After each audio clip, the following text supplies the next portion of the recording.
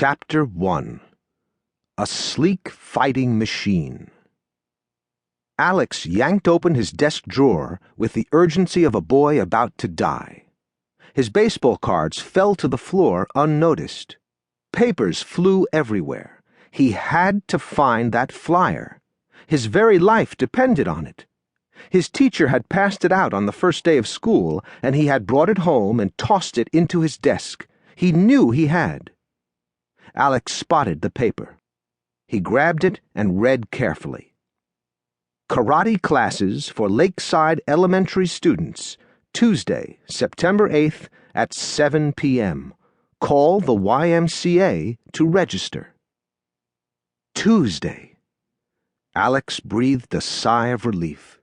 Today was Tuesday. He wasn't late. He studied the picture at the bottom of the page. It showed a muscular man poised for a fight. The caption under the picture read, "A sleek fighting machine." Perfect. A sleek fighting machine was exactly what Alex needed to be if he was going to survive 5th grade and Brick Johnson. They had only been in school for 2 weeks, and already Brick was after him. They had been in the lunchroom. Everyone was doing imitations. That's all, folks," Megan had said with her teeth protruding. "Bugs Bunny," everyone yelled. "Beep, beep," said tall, skinny Tom in a high, squeaky voice. "Road Runner," everyone yelled. Alex wasn't sure what made him do it, but he pulled his shoulders back, squared his body, stiffened his arms at his side, and said, "I'm big and square. The third little pig made a house out of me." He patted his middle. "Brick Johnson," everyone yelled, then laughed. Alex puffed out his chest for another laugh. That's when he saw Brick staring at him. Brick's lips formed a straight line that resembled a grin. Alex had seen that look on the Nature Channel 1,000,000 times. It wasn't a grin. It was the look of a wild animal right before a kill. Brick lumbered over to the table and stood directly across from Alex. His baseball cap was pulled low on his head.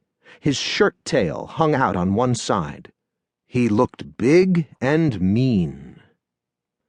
Alex's hand still rested on his abdomen, but not as a joke anymore. He felt sick. He was glad the table stood between Brick and him. Brick leaned over and placed both hands on the table.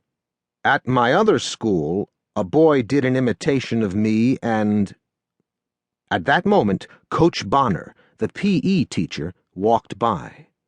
"Stay at your own table during lunch," he said. Brick turned and walked back to his table. After a moment of silence, everyone began to breathe again. "He's so big," Susan said. "And he always wears that Braves hat," Megan added. "Only when they win. If they lose, he wears the opposing team's hat," Susan said. Normally, that would have been of interest to Alex. Not now. "What do you think Brick did to that boy who imitated him?" Tom asked. Alex was silent. With somebody named Brick, the possibilities were limitless. "More importantly, what's he going to do to you?" Megan asked. "Maybe he's going to maim you," Susan Green said. "Where did you get that?" Tom asked. "It's one of our words for this week. Haven't you done the vocabulary unit?" Alex had not done the vocabulary unit, so as soon as he got home, he looked up maim in the dictionary. Maim. 1. To cause serious physical injury. Yep, that made sense.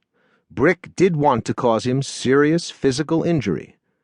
The second and third definitions were worse. Maim. 2. To disable or make defective. Maim. 3.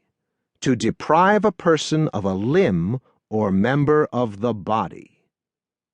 Alex's muscles tensed. He didn't